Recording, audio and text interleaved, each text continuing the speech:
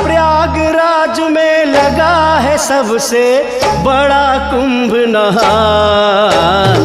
गंगा जमुना सरस्वती पावन है तीनों धाम। गंगा जमुना सरस्वती पावन है तीनों धाम।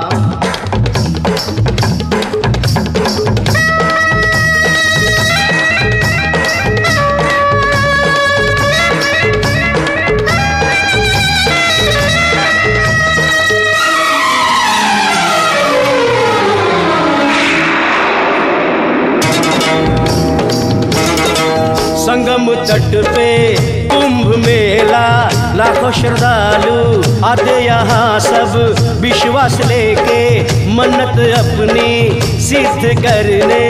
इस संगम में देश विदेश से आते हैं मेहमान।